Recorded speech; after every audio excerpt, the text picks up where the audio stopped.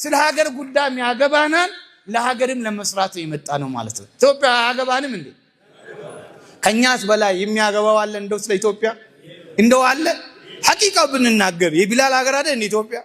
ኢትዮጵያንስ ለዓለም ያስተዋወቅ ነው እኛ አይደለንም እንዴ ማንኛ ነን እኮ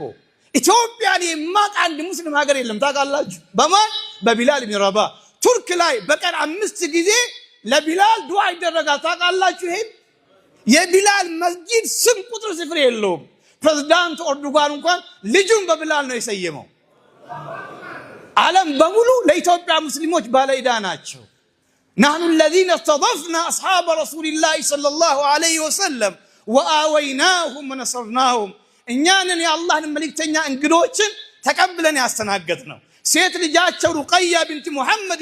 عليه السلام ሩቀያ የሳቸው ልጅ ሳትቀር ሶስተኛ ኢስላም ኸሊፋ ዑስማን ኢብኑ አፋን ذو-النورين ሳይቀርና ትላልቅ ዱንያ ላይ ያሉ ጀነት የተመሰከረላቸውና የነብያችን የወንድም ልጅ ናብሮ አደጋቸው ጃፈር ኢብኑ አቢ ጣሊብን የተቀበልነው እኛንን ለመጀመሪያ ጊዜ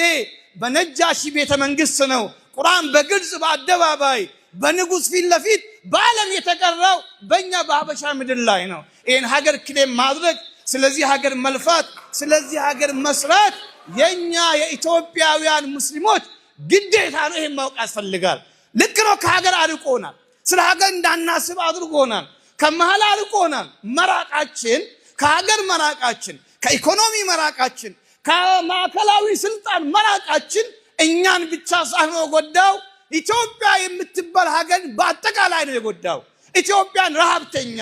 ደሃ የሀገር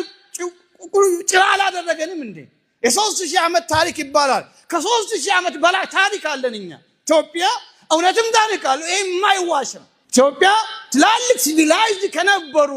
ዓለም ላይ በጣም ከመቆጠሩ ሶስተኛ አራተኛ ተርት